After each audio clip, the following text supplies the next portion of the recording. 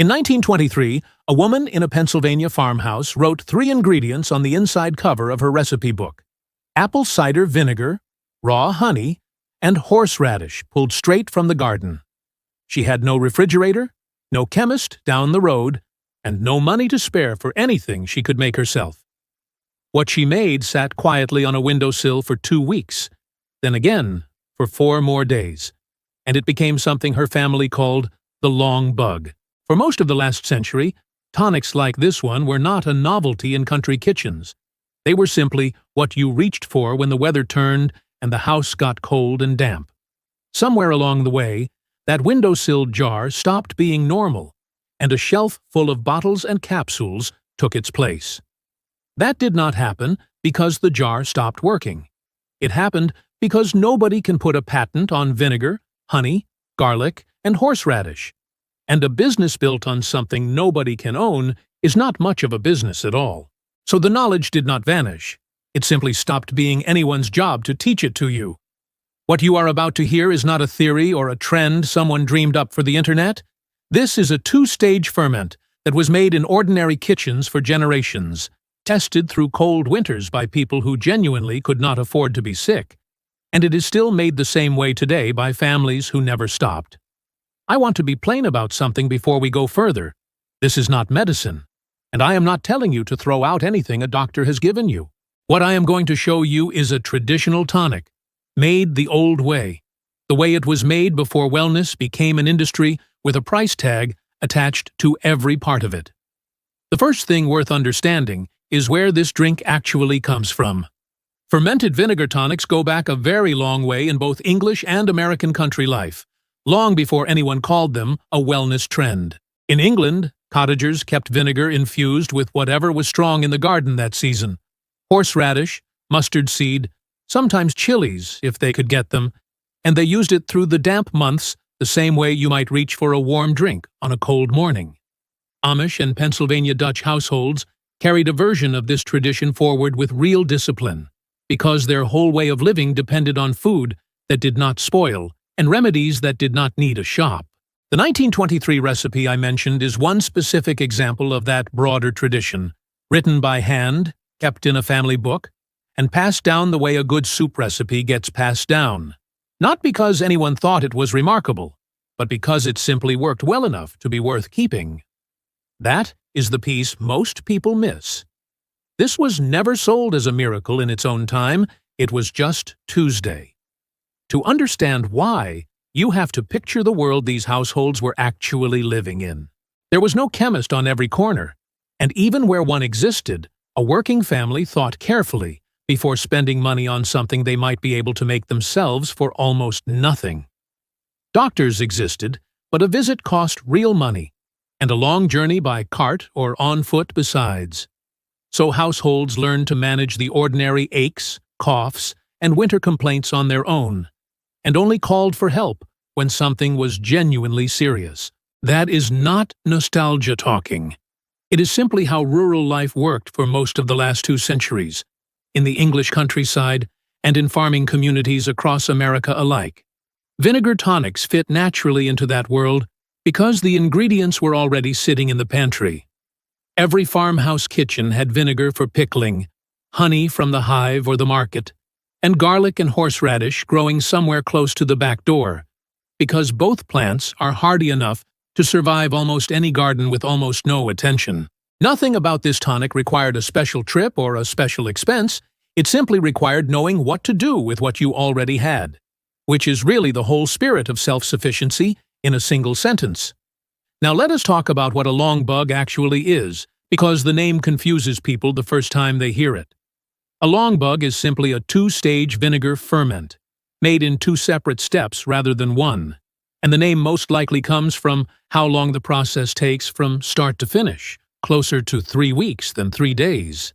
The first stage is the base ferment, and the second stage builds on top of it, adding a sharper, more concentrated layer of flavor and strength. Think of it less like a single recipe and more like building a fire. You lay the first layer to get things going, then you add fuel on top once it has caught.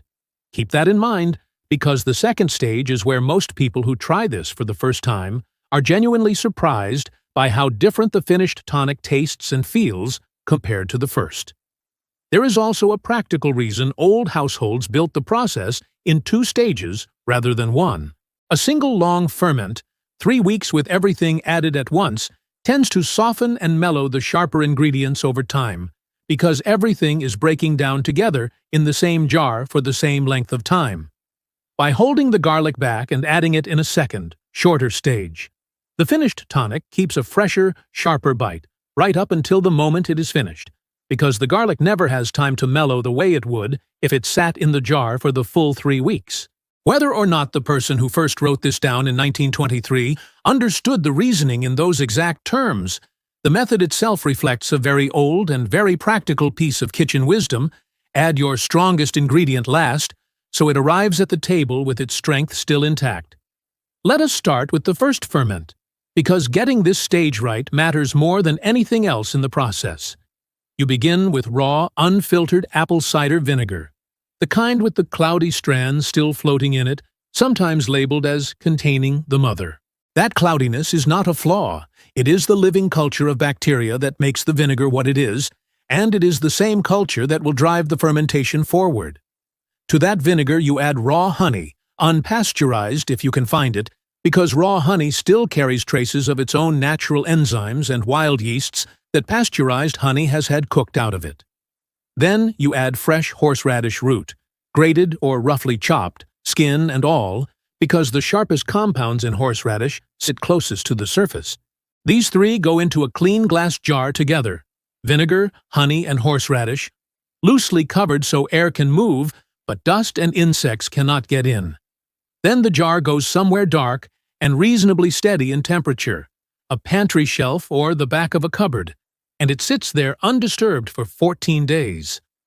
During those 2 weeks, something quietly useful is happening inside that jar. The natural bacteria in the vinegar and the wild yeasts in the honey slowly work through the mixture, softening the horseradish, drawing out its oils, and building the sharp, living character that separates a true ferment from a jar of vinegar with vegetables floating in it. You will notice the vinegar change color slightly, and the smell grow stronger and more peppery as the days pass. And that is exactly what should happen. Give the jar a gentle shake every few days, just enough to keep everything moving. Nothing more than that. One detail worth mentioning, because it trips people up the first time, the jar may bubble faintly in the early days, and a thin layer of foam may gather near the top. That is completely normal. It is simply a sign that the natural bacteria and wild yeasts in the vinegar and honey are active and doing their work, and it should settle again as the days pass. By day 14, you have what most old recipes would simply call the base, a strong, cloudy, deeply pungent vinegar that already carries real bite on its own. Some families stopped right there and used that base through the winter as their household tonic, and there is nothing wrong with doing exactly that if you would rather keep things simple. But the 1923 recipe I mentioned earlier goes one step further, and this second stage is really the heart of what made this particular family's version worth passing down. For the second ferment, you take a portion of that finished base, not the whole jar, and you move it into a fresh container. To it, you add more grated horseradish, this time including some of the fibrous pulp left over from the first batch, along with a generous amount of fresh garlic, crushed rather than sliced, because crushing releases far more of the compound that gives garlic its characteristic strength. You top the jar back up with a little more raw vinegar to keep everything submerged, because anything sitting above the liquid line is where trouble tends to start in any ferment. This second jar only needs 4 more days, not 2 more weeks, because you are building on a base that is already active rather than starting again from nothing. By the end of those 4 days, what you have is noticeably different from the first batch, sharper, more layered, and considerably more assertive on the tongue. This is the true long bug, the finished 2-stage tonic that Amish households traditionally kept on hand through the coldest, wettest months of the year. Once the second ferment is finished, most households strained the mixture through a cloth or a fine sieve, pressing gently to draw out as much liquid as possible, and kept the strained tonic in a sealed bottle in a cool pantry or cellar. Properly strained and stored, a finished batch would keep for several months without spoiling, Because the vinegar itself is naturally preserving, which is exactly why it was trusted as a store-cupboard staple long before anyone had a refrigerator to rely on. The leftover pulp, the softened horseradish and garlic left behind in the cloth, was rarely thrown away in a frugal household.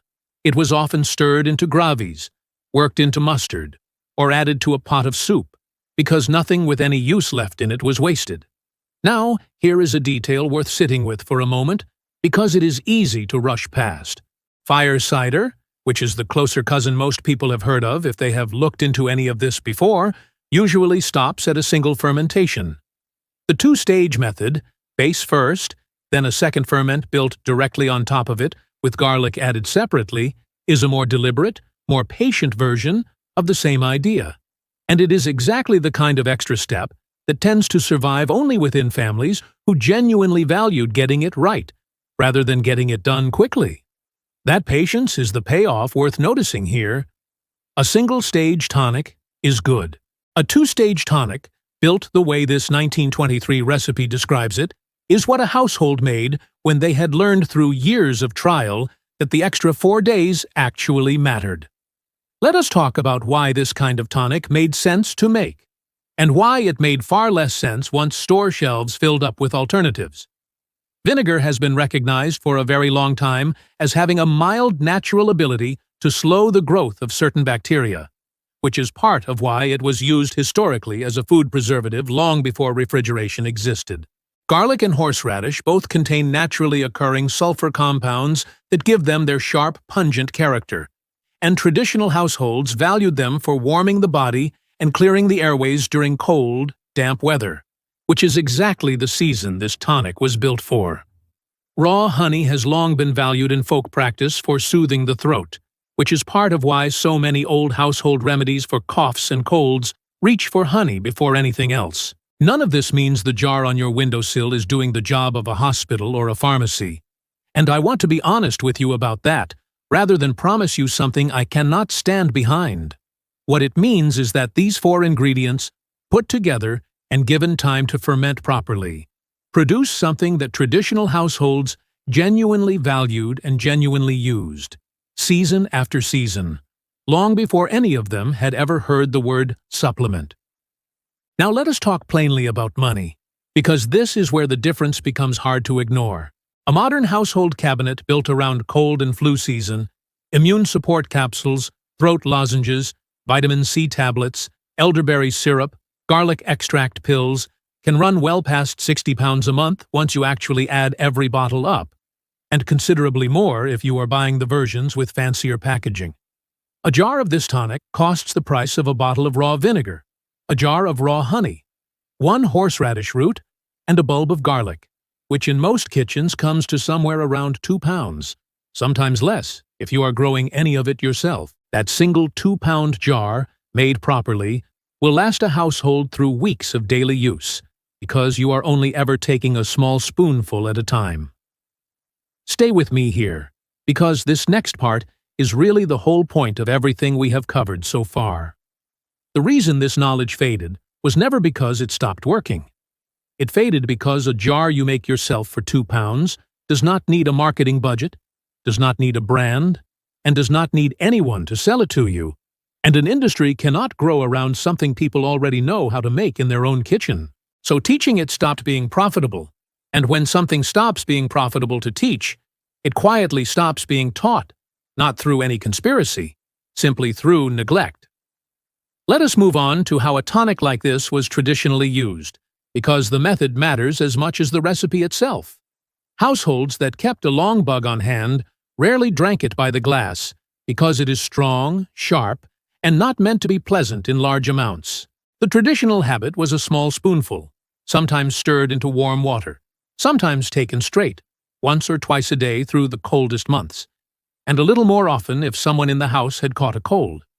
Some families added a spoonful to salad dressings or drizzled it over vegetables, which is a sensible way to work it into a meal, rather than treating it as a separate ritual every single day. The point was never to overwhelm the body with a large dose. It was to make a small, steady habit part of ordinary life through the season when it was needed most. It is worth pausing on that word, habit. because it is really the quiet secret behind most old-fashioned remedies. Nothing about a single spoonful of vinegar tonic was ever meant to work like a switch, fixing something in an afternoon. The households who relied on this kind of thing understood it as something closer to a season-long routine, built into the rhythm of the year, the same way you might bring in firewood before the first frost, not something you reach for only once trouble has already arrived. That is a different relationship with your own health than most of us are used to today, where everything is expected to work quickly or not at all. And it is worth sitting with that difference for a moment, because it changes how you might think about using a tonic like this one. Now, a word on safety, because I would rather you hear this from me clearly than skip past it. This tonic is vinegar-based, which keeps it acidic enough to ferment safely in the traditional way described here.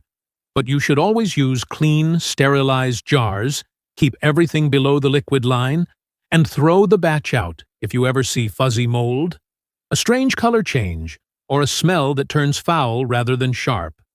If you are pregnant, on blood-thinning medication, or managing any ongoing health condition, speak with a doctor before adding a strong garlic and vinegar tonic to your daily routine, because garlic in particular can interact with certain medications.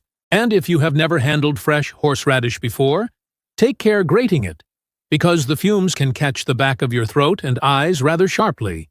So work near an open window and take it slowly the first time. None of this is meant to frighten you away from trying it. It is simply the same quiet care any grandmother would have passed on alongside the recipe itself, because a good tradition is never separate from doing it properly. There is one more piece of the old practice worth including here, because it explains why families kept a jar going almost continuously, rather than starting fresh every single time. Many households never truly emptied a finished jar down to nothing. Instead, once the tonic was strained and bottled, a portion of the pulp or a small amount of the finished liquid was often kept back and used to start the next batch, the same way a baker keeps a portion of dough back to start tomorrow's bread, or a household keeps a starter going for sourdough, rather than beginning from nothing each week. This meant the culture in the jar grew stronger and more established over time, carried forward from batch to batch, sometimes for years within the same family, which is part of why a recipe like this one could end up written on the inside cover of a book and still be recognizably the same tonic 100 years later.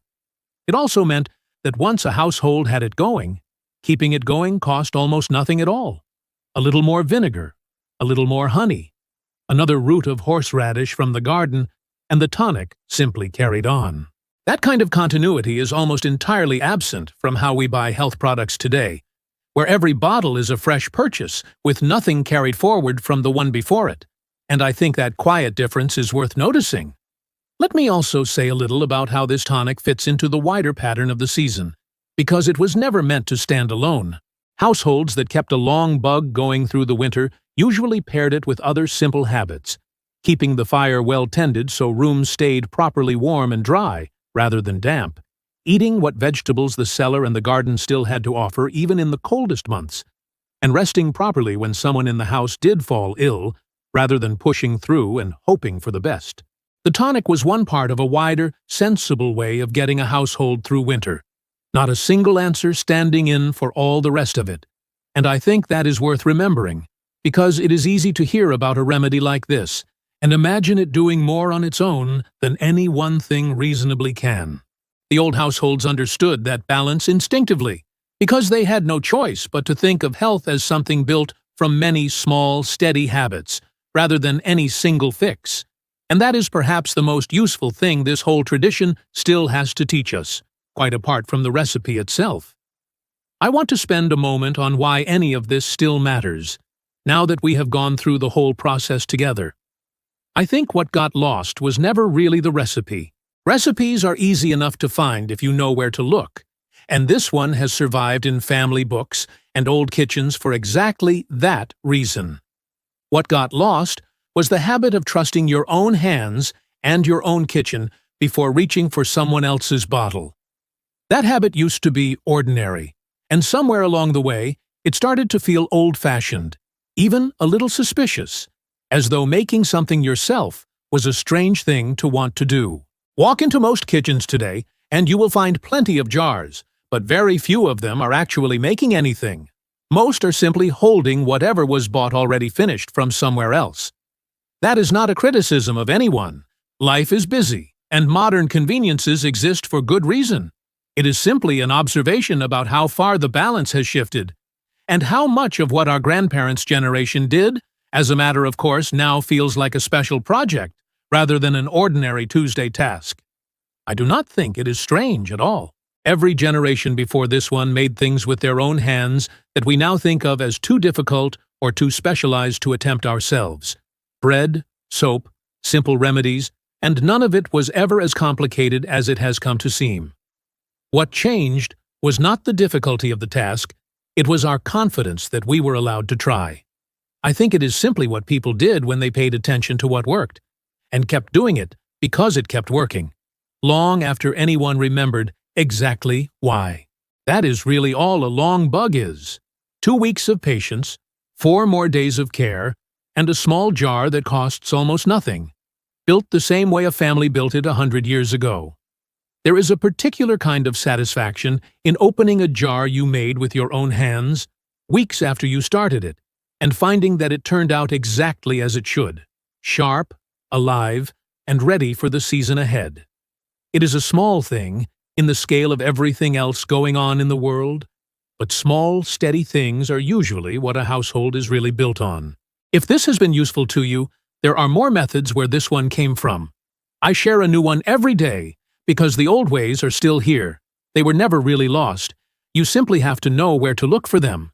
If you try making a batch of your own, I would genuinely like to know how it turns out for you, so tell me in the comments, how many days did you let your first ferment sit?